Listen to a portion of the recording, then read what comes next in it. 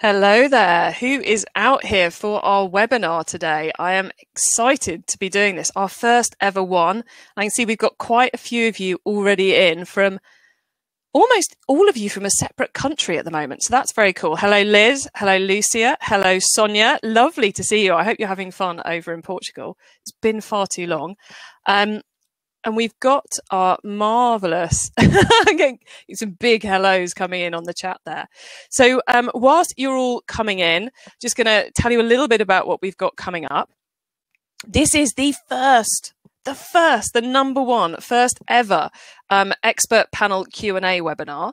It's on email marketing, which hopefully you all know as you've come and joined us. And we're going to be covering what should be on your to-do list now, but we're also going to be covering your questions with our panelists. And don't worry, I do have some panelists. I've just silenced them all, but they will be back in a couple of minutes. And I also have to tell you, to warn you, this is the first webinar I'm ever doing on this platform. So bear with me if anything technical goes a bit astray. I'm learning as we go. I've done quite a few preps, but I am learning too. So thank you so much for coming in. And who else? How are we doing? Oh, we got more people piling in. This is cool. Nice to see you guys. So about the podcast and the webinar, because some of you may have experienced one or may have experienced the other. Each month on the Keep Optimizing podcast, we dive into a different marketing method. We've opened our first ever month with email marketing, and August, coming up from tomorrow, is going to be about SEO. Today, though, we're wrapping up July. We're wrapping up email marketing, and we're joined by my 5 guests from the podcast. So there should be some familiar voices for those of you who've been tuning in. And we are all about email marketing, and this is your chance to get your questions answered of my guests. So what you need to do with that is you need to start adding your questions now in the chat box and add them throughout, and I will do my best to make sure they're all answered. I get to be question master today, which is kind of cool. I'm also going to be asking some questions too, so we're going to open up with a couple of big questions which you've probably seen amongst the marketing around Black Friday, what to do if sales have slumped, etc., etc. So Q&A box, the chat box, Lucia and Sonia have already said hello in it. Can't ask the guests hello. I need more questions. So any questions you've got around those topics we covered this month would be awesome. Now let me tell you who our guests are, as we have them coming up very shortly. We have Chad S. White, who's our first guest on the show, who's the best-selling author of Email Marketing Rules. Actually, let me get my props out. Email Marketing Rules, this amazing book, which you can get your copy on Amazon right now. So Chad's here. We've also got Kate Barrett, author of, if I get it the right way around and the right way up, this lovely book too, which E-Telligence, Email Marketing Isn't Dead the Way You're Using It Is. She's also the founder of eFocus Marketing, and you can find out more about Kate, eFocus Marketing, and the E-Telligence book by heading to e-focusmarketing.com. Unfortunately, Louise from Klaviyo, who talked about D2C email marketing in the podcast, she can't make it today, but we have an amazing replacement. We've got Joe McCarthy, who's the Director of Performance Marketing at Klaviyo. And if any of you read that marvelous predictions blog that I sent around in the newsletter this week, that was Joe. So if you've got questions about that, bring them along too. And if you wanted to get started and give Klaviyo a try, you can get your free Klaviyo account at klaviyo.com/masterplan. We've also got our most recent guest on the podcast, Kurt Elster, who is the host of the Unofficial Shopify podcast. And for all things cool email and e-commerce, sign up to Kurt's newsletter at kurtelster.com. And our final panelist is Gavin Logeny, whose surname I always struggle with, and who I'm looking forward to seeing try to take a selfie, because he's famous in the UK for taking selfies at conferences. So I want to see him try and do it today, because it's so not going to work, because he can't see any of you. Anyway, Gavin is the head of strategy and insight at Dot Digital. And if you'd like to hear more about what Gavin and the team at Dot Digital do, then visit dotdigital.com/demo. And then there's me. So if you've signed up to this webinar and you haven't yet heard the podcast, then head to keepoptimizing.com after this webinar. You're not allowed to do that yet. Okay, you can follow the others' links and sign up for 3 of us now, but you can't do mine yet because that would involve listening to a podcast. And you're here for the webinar right now. So, okay, we're going to kick things off very, very shortly with my big questions. But first of all, we need to get my experts in. So, experts, where are you all? I've got lots of grey boxes. Oh, we've got a Joe, we've got a Kate, we've got a Chad. Gavin, Kurt, where are you guys? I should be here. Come on. Yeah. Cool. There we go. Hold on. People are running around. I'm going like this, trying to find you all on the screen. Right, everyone out there watching, you should now have 6 beautiful faces in front of you. You guys want to Brady Bunch it?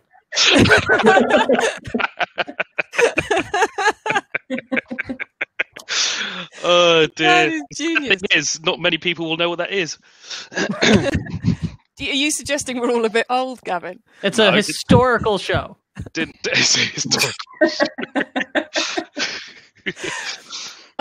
Personally, and this is completely non-target audience relevant, I have the vision of the young ones doing University Challenge, where I think it's Vivian kicks someone in the head with an exceptionally long leg. Which yeah. I cannot get the Brady Bunch theme tune out of my head right now, so thanks for that. Oh no. My goal with my head, but now it may be. My goal with all my appearances is just to wildly derail the topic, and I succeeded in minute 1. Yeah, minute 30.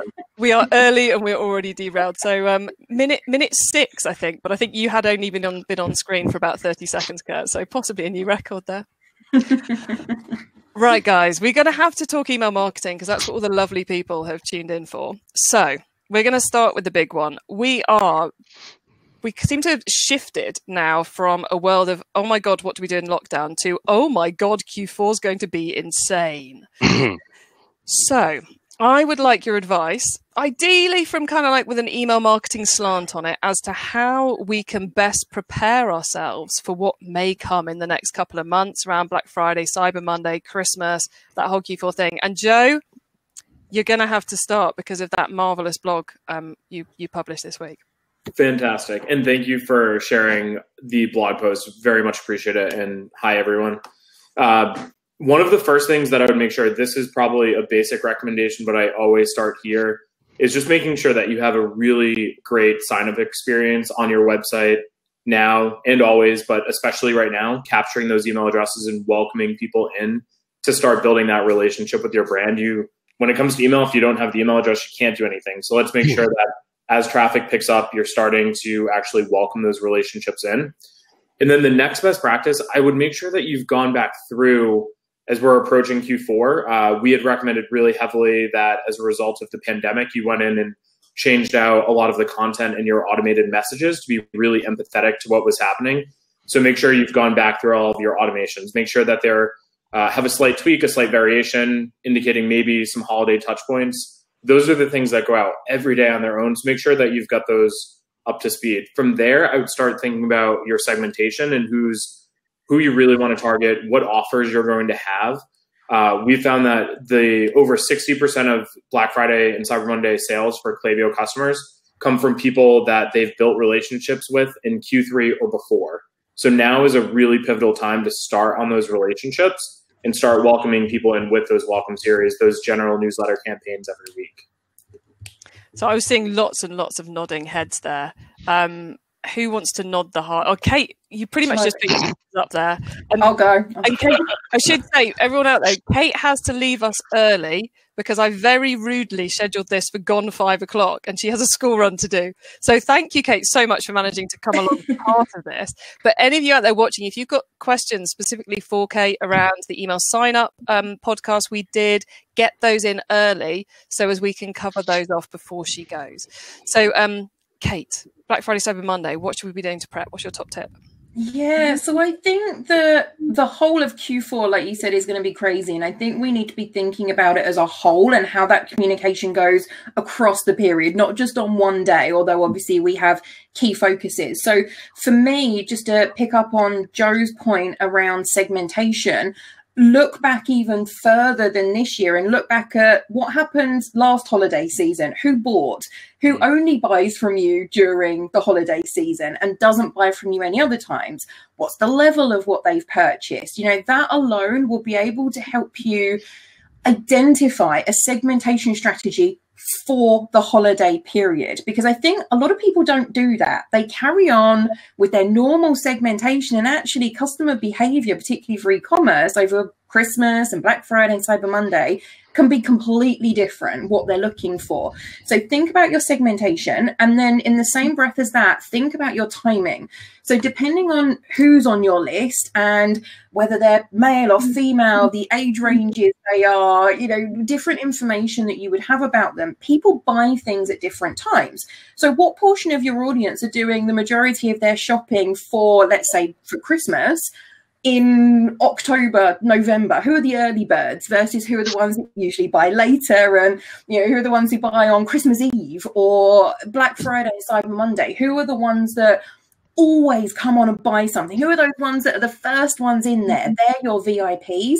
And you can link into those through the sign-up process as well. So in the run-up to Black Friday, Cyber Monday, ask people on your sign-up forms, hey, you know, you've got these benefits of joining our emails, but you'll also get exclusive access to our Black Friday sales, or, you know, get your VIP list together so that you know who are your hot prospects, and then you can obviously continue to communicate with others as well. So those will be my key points following on from Joe's. I mean, I think it's such an interesting point that, you know, my career started off in the mail order sector, where Christmas starts in August. The first Christmas catalogues mail in August, because that's when people actually start buying Christmas presents. Exactly. It's bizarre how it's bizarre how we often ignore that in the e-commerce space, but especially it's a great opportunity this year when I think everyone's trying to even out that order flow a little bit to, you know, not completely kill the back end. You know, if you can get customers to start buying earlier, it's better. Now, Kurt, you look like you're pondering something there. So what would be your kind of primary tip around our Black Friday, Cyber Monday, Q4 advice? So everybody's advice has been brilliant.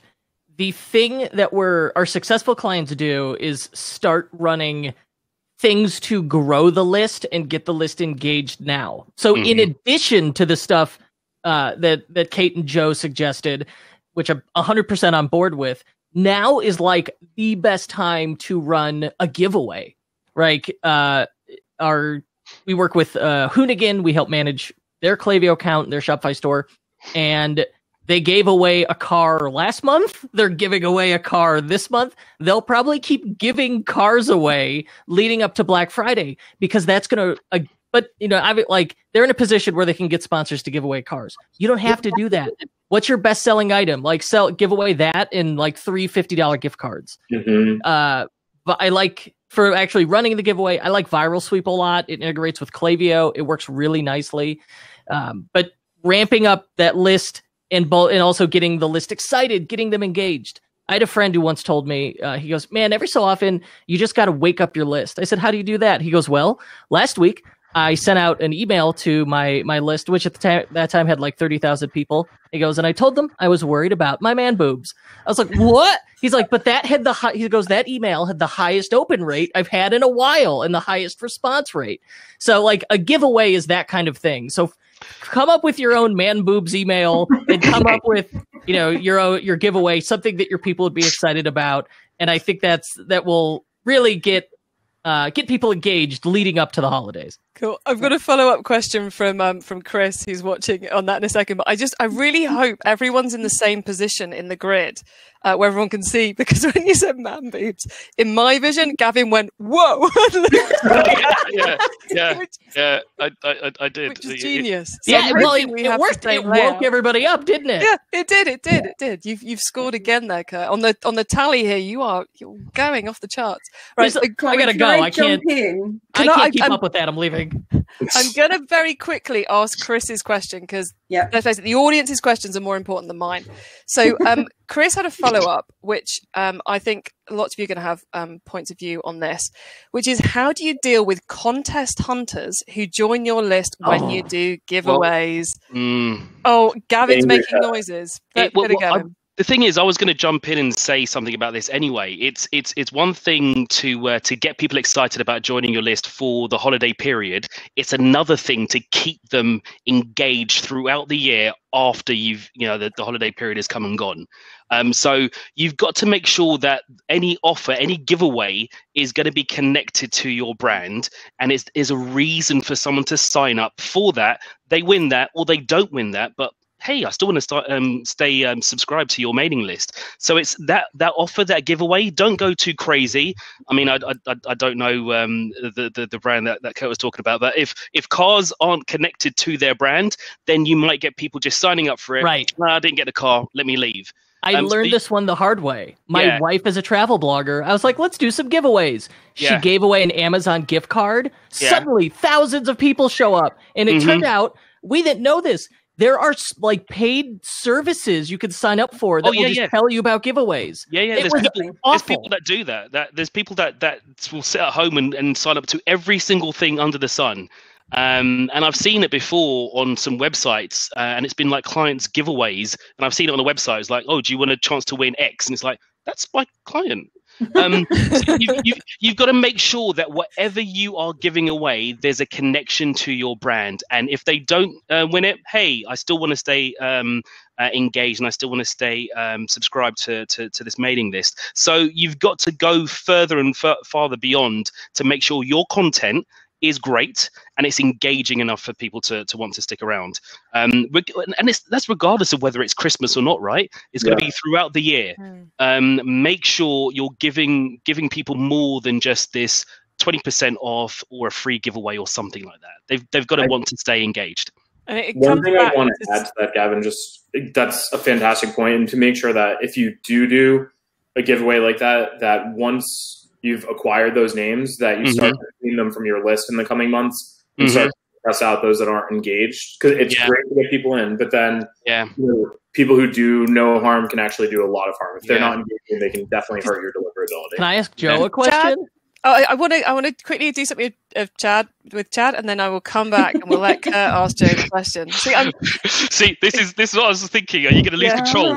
Gavin and I had a whole. It's a legitimate question, I promise. I believe you. I believe you. We were only like 10 minutes in, 20 minutes in. So I'm anticipating another 10 minutes before we go completely off track. But Chad, you and we had a big chat on the podcast about managing inactives, and would you go harsher with a contest generated list when you're managing the inactives than you would with a general list? Absolutely. And Gavin is totally spot on. You need to be super careful with giveaways and sweepstakes, because there are people who just want free stuff. And that's not who you want on your list. You want people on your list who genuinely want to hear from you. So I personally am not a fan of sweepstakes. I feel like there's so many places to go wrong. And running a sweepstakes in the run up to the holiday season is like probably my least favorite time to do it, because you might, inadvertently hurt your sender reputation going into the holiday season, which is absolutely what you do not want. I did want to pivot back to the holiday prep question, because all the advice has been really good, and I think maybe this is a little bit of a difference between some of the folks who are operating in Europe versus the U.S. But in the U.S., we're here at Oracle Consulting, we're talking to our clients about how the pandemic is really probably going to change the holiday season in pretty significant ways.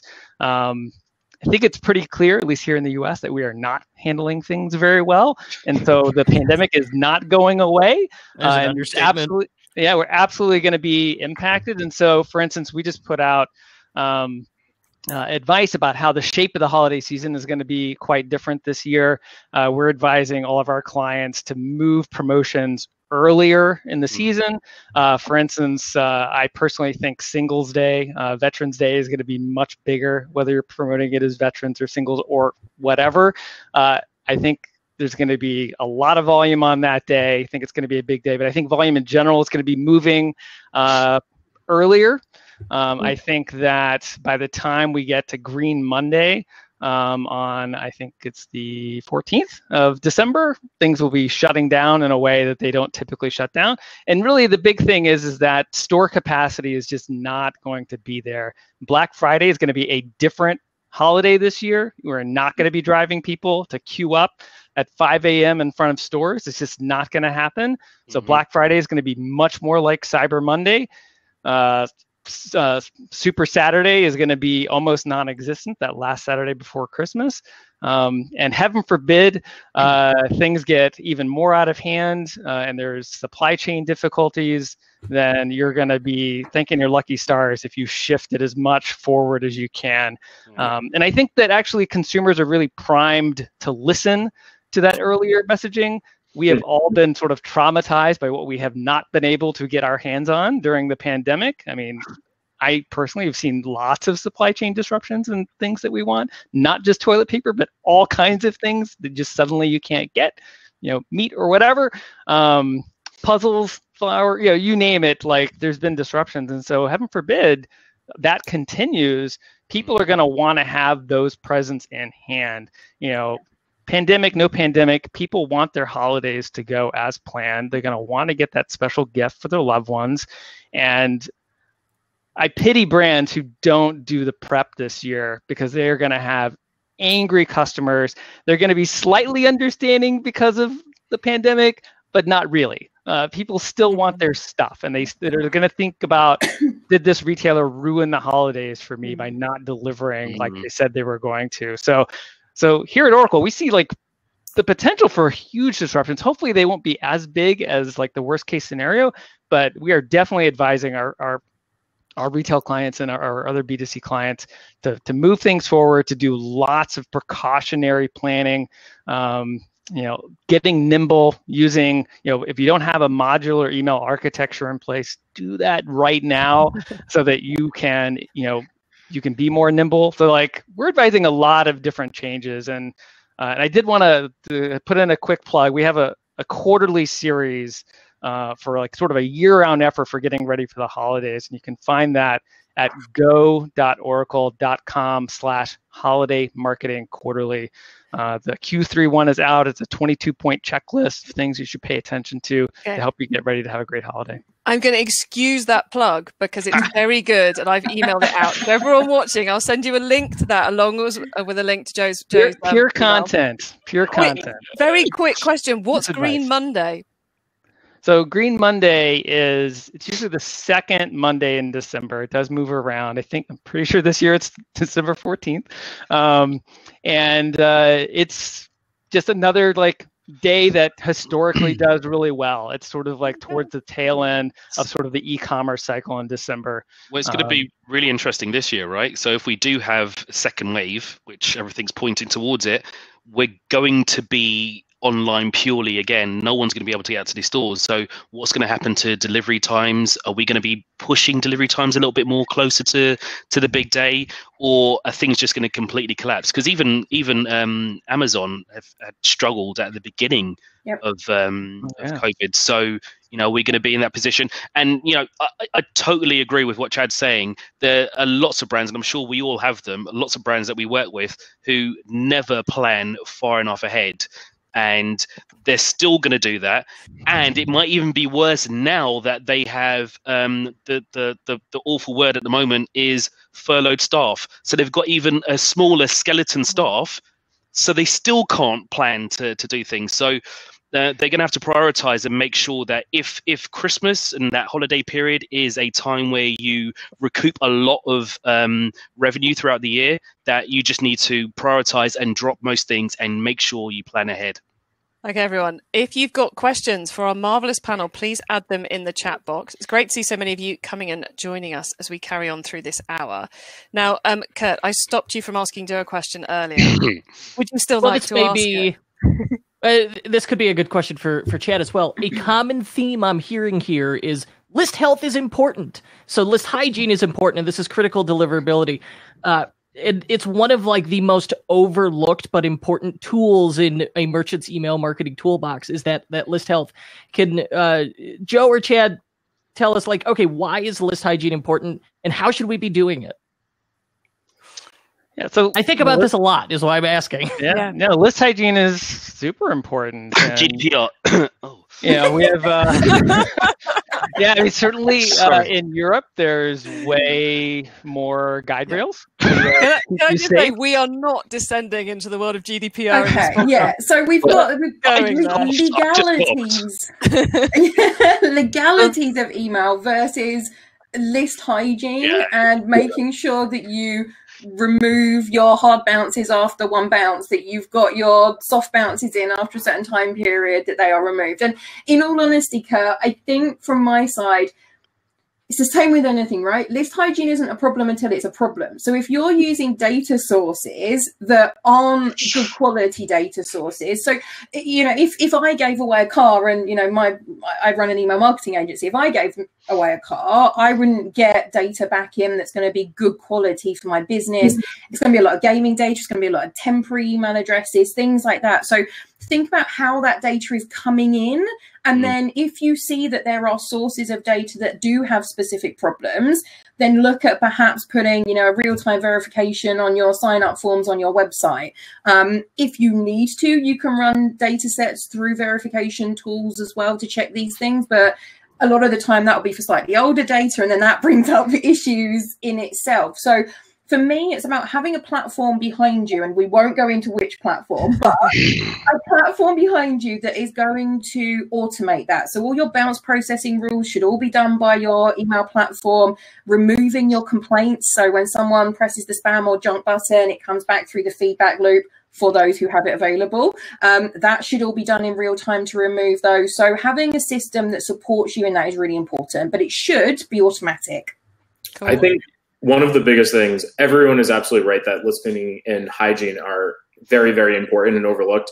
I find I've talked to lots of businesses, big and small, and no matter what size business, there seems to be this like emotional connection to the list that you built and how much work you put into getting it to be that big. And people just feel like, and I will say that this is a big thing for founder-led businesses, that they're really have a hard time suppressing out some of that list. If they haven't come to your site, they haven't opened an email in the last year, it's safe to say that it's time to remove them, and you have to sometimes convince them to start a little bit further back before you move in and get closer and closer in the list cleaning process. But I always think that we start with that recommendation that everyone that comes over to Klaviyo should clean their list, but there's a real true emotional connection that people have to that list that they've built that's really hard sometimes to break down. Yeah, and dare I say that it's not the size of the list that counts, it's what you do with it, everybody. Right. High five me, Chloe. High five me. Look. I'm actually going to hit Joe in the head if I try and do that.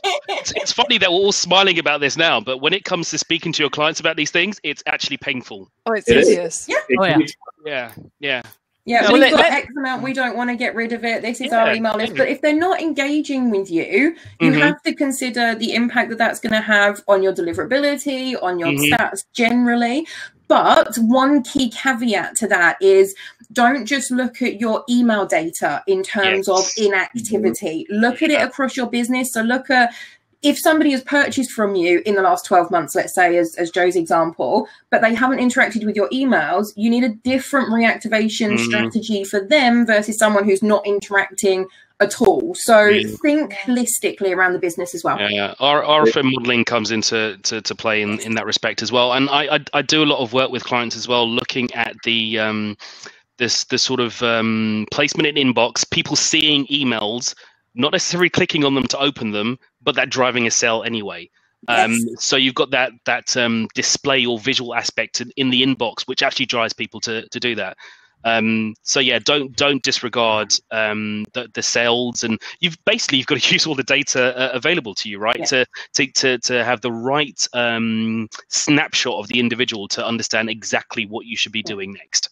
That's a really great point, Gav, because sorry, Chloe, really quickly. This is the last point on email list, and then we're moving on. Attribution modeling is something that a lot of brands really struggle with. So they might use last click attribution, for example, which only tells you what was that last thing that sent someone through to you before the purchase. Whereas what we know is that all of the marketing channels have an impact on the other marketing channels. So if you take email out the mix, chances are you're going to see all of your other marketing suffering, or your in-store visits suffering outside of COVID-19 time. So think holistically, think about the impact, even if you can't directly attribute it.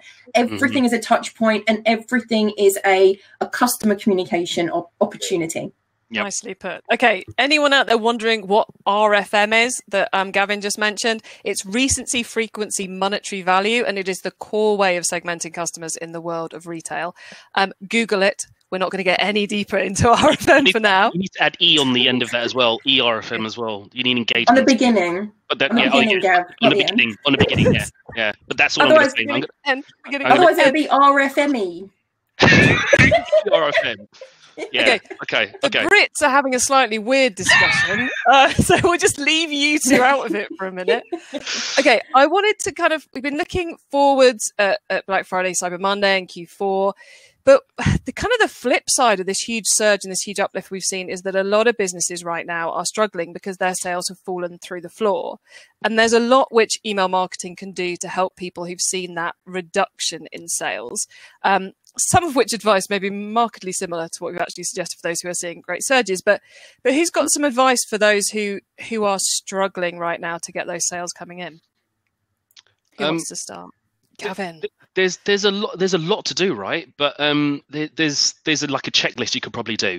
If you can see that some of your competitors are doing really well, have a look at what they're doing. Even go through the process of buying something with them and seeing what's happening. A lot of the steps I see people forgetting to take are in and around the post-purchased environment. So yes, you do everything up to a point, make sure that people buy, and then you turn your back on them and walk away. No, that's where everything starts. You need to make sure that you find out whether or not you've done something well throughout that process, and if you have, keep doing more of that. And if you've done something badly, and hopefully you're getting feedback from your customers, then find out what you've done badly and fix it. That's essential. And it might turn out that when you go back and look over your whole setup, your whole structure, your whole strategy, that you're probably not following up properly. And that could be the one thing that sort of ticks a box and changes your fortunes. Kurt, you were nodding wisely there, so... Well, I was agreeing with Gavin's fantastic advice. But I think looking at our clients' success over 2020, the ones that have just wildly outpaced everybody else, our most successful clients, have been prolific and consistent content creators. Even when, like in March and April, it felt like a complete gamble. And many did really well by just saying, all right, we don't know what's going to happen, but we're going to make hay while the sun shines and power through and just double down on our content efforts. And the advantage there was, while so many other people were ramping down and staying quiet and being anxious, and rightly so, the ones who just powered through were able to stay top of mind. And I think that's kind of like one of the dark unspoken truths of email. We touched on it a little bit, where when we said, hey, even if someone doesn't open or click an email, they may go to the website and buy because of it. The magic of email as an owned channel, and then when you combine it in the total marketing mix, is it's like, at the end of the day, the single most important thing it does is just be your brand name in their inbox so that it stays top of mind. And so it's very easy to overthink a lot of this stuff. But if you're not doing anything, man, just go try and focus on, can we ramp up frequency of content updates across all channels, because that increases total touch points. It builds familiarity, trust, and mind share. Send more email. Yes, please. Oh my God. But clean the list first. Yeah. Did you got anything? I think hold on, Joe. Sorry, Joe was Joe, were you saying something then? Yeah, so I was just going to say there's two things that I would check into. One that ties in really nicely to what both Kurt and Gavin were saying, but first, I would check what you're doing with your promotional strategy. We found through a pretty significant amount of polling and research that 70% of consumer decisions were being made based on free shipping being an offer. So I'd look at your discounting strategy, and if you have free shipping, great. I would move on from there. If you don't have free shipping, you may want to restructure to be able to do that. I understand I have a side hustle. Shipping is really expensive. So that's one place that I would definitely dig in. And then the other, Kurt and Gavin, to your points, I would look at your website data. What are your top products? I think when people start to struggle, they spin and they start to throw things against the wall and hope something will stick. What are the hero products right now that people are engaging with most? Focus your sending strategy on that, and focus on user-generated content around those hero products that are really going to get people engaged with the content again. Maybe they're not ready to buy today, but you're keeping top of mind through email. I think we do need to recognize that the pandemic has affected brands very differently. We have a lot of travel and hospitality brands. We have a lot of financial services brands in addition to retailers.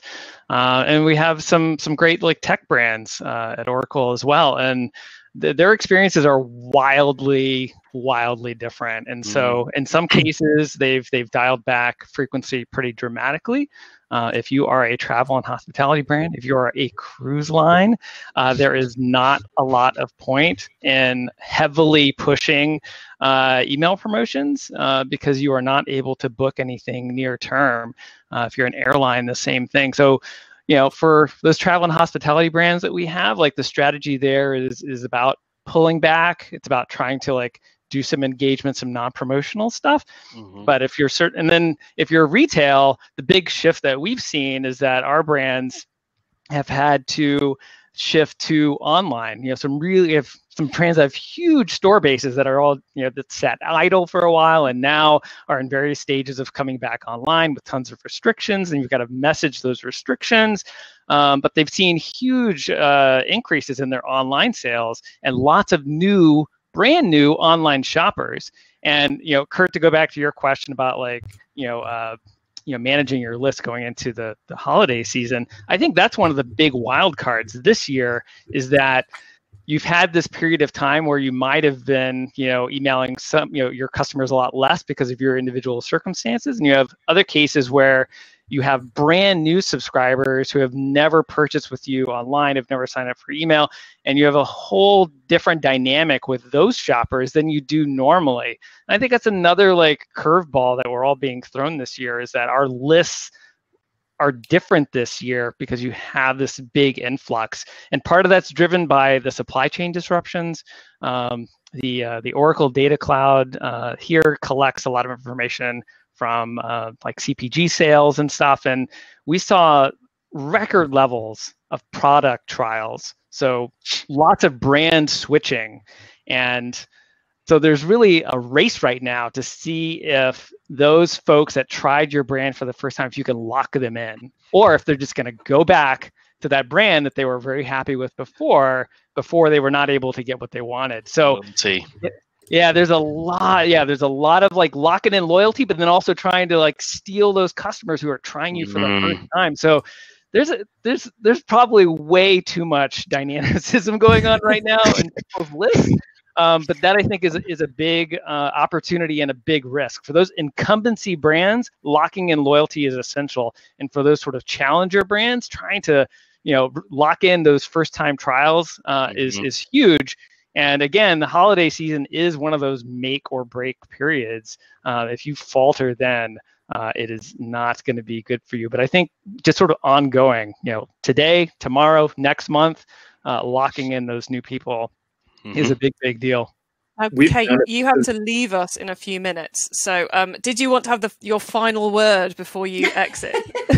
Well, I mean, the points that everyone has said are pretty much, I've been writing notes as we go, is what I want to say. And literally everything, I mean, you can see one of my scruffy notes. Everything that you guys have said is exactly what I was going to say. Make sure that you are growing your email list. So if you've got people coming onto your website, if you're selling through another service and you're able to grow your email list like that, because don't forget, if you're selling something through Amazon, they won't give you the data, but you can put something in the parcel. Who's to say that you can't put, a little insert in that drives them through to sign up to your email list? So think about all those opportunities. Think outside the box, so to speak. And Chad, what you said about loyalty was going to be my other point. I wrote a blog post about this about 4 or 5 weeks ago. It's on my website.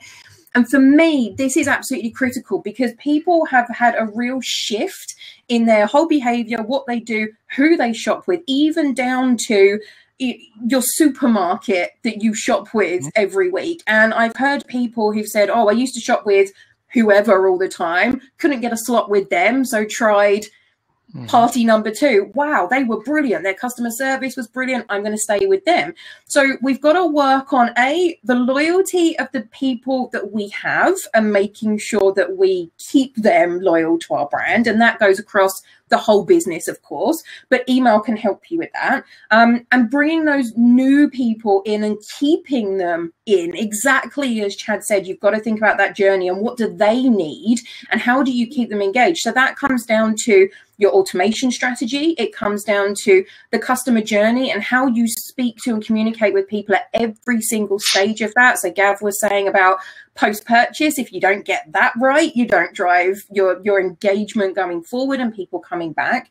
So think about those different areas. And for me, it's, again, speak to the wider business. What are the key problems that customers have? Are there certain questions that they have that come up time and time again? Are there reasons why people return a certain product that actually is an informational piece that you could be delivering to them at some point around that customer journey, post-purchase, for example? Think deeper, speak to your company, because it's not just about driving sales. That's the main thing, obviously. But if we can halve the number of calls that come into the call center, or reduce the returns rate by 10%, or increase our average order value by X amount, we've got to think about those minute details as well as the overall picture. Cool. Awesome, Kate. Well, thank you for making time to join us for part of this. It's greatly appreciated, and have a lovely evening. Thanks, everyone. Bye. Thank you. Thank you. Thank you. Well, no one else leave. You've all got to stick till the end. I've got to fly the flag for the UK, so. Cool. Right. So, Joe, I cut you off to make sure Kate got to say goodbye. So, what were you going to be coming in with about loyalty? Some of the stats that we had dug into before, just to kind of reassure merchants to what Gavin and Chad were saying, we found that over nearly 50% of consumers have told us that they're shopping from brand new brands that they've never shopped from before, either because there was an issue with product inventory where they couldn't find a particular product, whether it was in store or online, or because there wasn't free shipping, which is where that free shipping metric from earlier had come into play. That combined with the sheer volume of new shoppers that we're seeing. So we've seen in the US specifically over 50% increase in the number of unique shoppers that are shopping from Klaviyo brands. And when we dug in for the UK specifically, that was over, I think, 57%. So like new people who had never shopped online are now coming and shopping online and discovering these brands. So it's, while it is kind of a challenging time and there's a lot of like gloom and doom, it's also a really major opportunity for e-commerce brands. We've never seen a shift like this before. So there's lots of good news out there for e-com to feel comfortable with what's going on. I suppose with that huge influx of new buyers, what we also need to be, mindful of is the fact there's a lot of people who have never bought online at the moment. So the more we can do to help them understand what actually happens and how it actually works, the more, kind of picking up what Kate said, we can reduce calls to customer services and we can make things a bit more straightforward. And if we're that helping hand, we can tie them to our brand maybe. Yeah, I was going to say just that.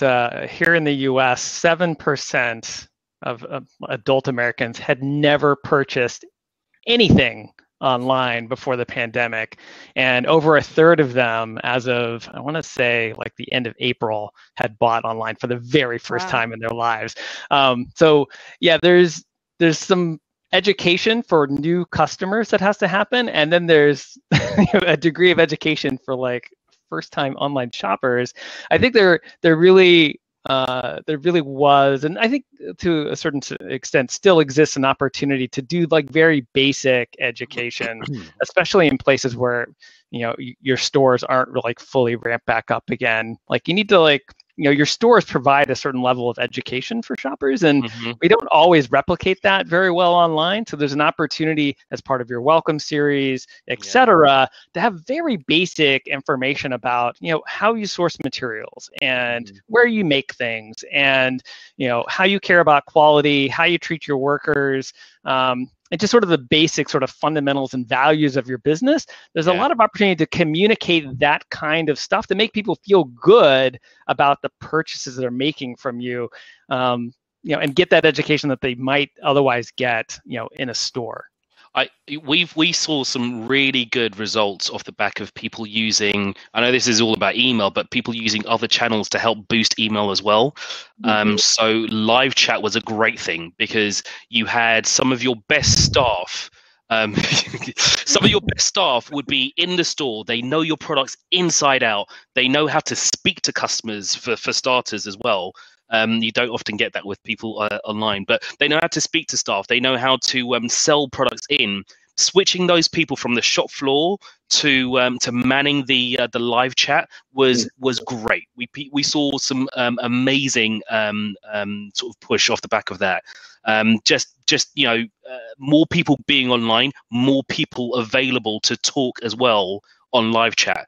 And they've actually got something to say about the product. They can tell you little bits and pieces about it. I mean, I was nodding away when Chad was saying, just moving that experience from offline to online. People weren't doing that enough anyway, and it's so easy to do that. I mean, I say easy, but you just have to have the right data points in order to communicate with people in the right way, and ask people how they'd like to be communicated to. One of my bugbears has always been trying to speak to someone online and not finding at least an email address or a phone number or something to speak to someone. But the more touch points you give to people, the more reasons they know they can reach out, and the stickier they're going to be. So I think it's just trying your hardest to kind of replicate that offline experience online, and using other tools to kind of feed into email is going to be exactly what you need. It does feel to me like we're in the process of moving from a world where we think email and then other things to a world where it's almost website and email at the hub of everything. Yeah. And then everything else kind of spins off it, from live chat to ad audiences to postal mailings to everything comes from this kind of central hub of website and email. For those out there who are seeing that as an opportunity for growing sales and taking advantage and mitigating against the perils of the coming season, what should be maybe the first thing we integrate with our email marketing? Well, there really is a lot of expectation for all those things to work together anyway. Like, I think sometimes we think of omni-channel as being novel and new because there's lots of new technology that can, and here at Oracle, we definitely lean in pretty heavy to sort of cross-channel integration. It's one of the things that we think we do pretty well. But consumers have had this expectation for years and years and years and years. So really, just another example of us trying to play catch up. And I think probably a really good example of why that's important right now is curbside pickup. That is really an experience that requires your online store to be integrated with your offline stores. It requires to be tied into your app, to your SMS messaging, to your email messaging. And it requires all of these things to work together to have a smooth experience. I recently had a pretty awful experience where I essentially lost an hour of my life for nothing because of a bad curbside experience. It's truly horrendous. And I fear that going into the holidays, we'll have a bit more of that, unfortunately. But yeah, I think that Omni with curbside is a really great example, but I think it's worth stressing that consumers 1000% expect us to know what the other hand is doing. Yeah. So when you're having a chat, if that material doesn't get reflected, in the email they receive the next day or the next week, that's a problem. Consumers expect that. That's the infuriating part, right? You've had this conversation with X on one channel. You expect that to flow through to the next, so you don't have to repeat yourself all the time. That's right. It shows that if you don't connect the dots, it shows that you clearly don't understand who the customer is or their relationship to you as a brand. Or you don't care. Or you don't care. Yeah. Which is, I think, much worse. Yeah. I'd love to I can give you one example of a brand that I really love, and I think they're doing some of these. They do these interconnectivities really well. It's a win-back strategy specifically, and I don't know if everyone's heard of Highleap before. They're based out of California. They're an athletic brand. They do tons of different omni-channel approaches, but one of my favorite things that they're doing, and John, who manages all of this there, would probably roll his eyes because I talk about this nonstop, but I think it's so cool, is that one of their win-back strategies, when they have seen that a customer looks like it's about to churn and they're not going to keep purchasing, they'll actually automatically deploy a direct mail piece based directly to that customer, because they know, okay, we're going to lose them. Let's give it one last shot. Let's get a postcard in front of them and see if we can win them back. And they have great results. And I think it just shows to, what we were talking about before, all the different channels playing together, but also making sure that you're leveraging them intelligently. And I think it's such a sophisticated experience that they're doing. Yeah, we mentioned list hygiene is like this wildly underutilized tactic that merchants should use. And you want to talk about an underutilized tactic, direct mail. Oh my gosh. I've got 2 clients who use direct mail, and it's as an integration with Klaviyo, like an event triggers sending off a direct mail piece. It's extraordinarily good because nobody expects it. Yet we're so quick to dismiss direct mail, but in like the United States, everybody jokes about, I got a Bed Bath & Beyond coupon because they send those things out constantly. But guess what? Like, keeps them top of mind when you need towels. Or when my coffee grinder broke, what do? You go find the coupon in the drawer and buy it at Bed Bath & Beyond. That strategy totally works. It's crazy as well because you say that, people don't expect it. But if you've got a slightly younger demographic as well, they're like, what the hell is post? What is direct mail?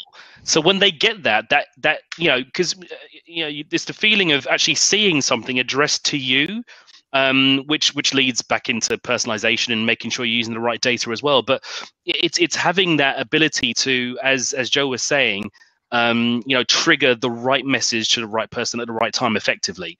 And whether it's on email, whether it's on SMS, whether it's snail mail, direct mail, you've just got to have the right capabilities to send that right message automated. And I guess that's what we can all do with our platforms. Well, I didn't see us getting to direct mail, but 2 things I need to say about direct mail. One is that the Royal Mail in the UK, so that's our primary postal people, they do an amazing report each year called Delivery Matters, where they survey a load of people about how they interact with their mail.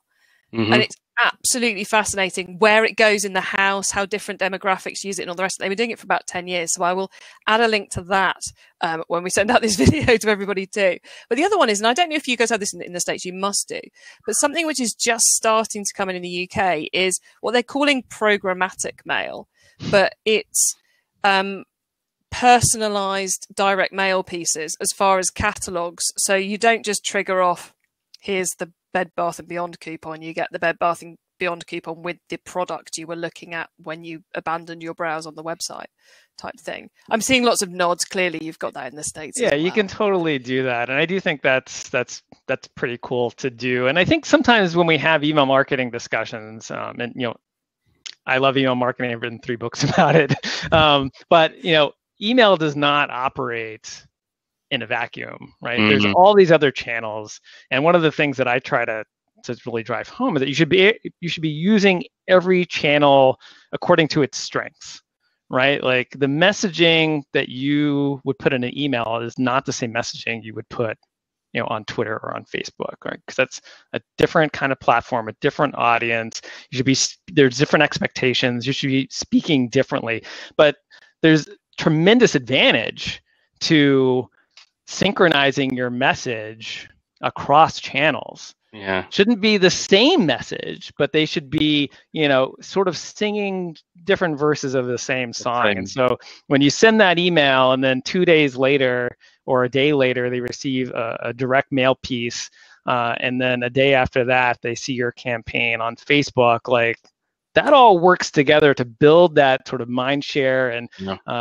when that email might be the thing that gets them thinking about it, but then it might be, that Facebook or that Twitter campaign that then causes them to go to your website and convert. Like all these things work together. So I definitely wanted to make sure that we acknowledge that it's not just email, it's email in coordination. Yeah. But guys, we are going to have your final thoughts now, because we are very close to the end of this hour. And whilst I'd happily stay here all evening chatting to you, a certain person downstairs will go ape if I don't spend some time with him this evening.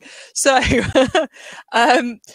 final thoughts from each of you. And if we keep them a little bit succinct, that would be great.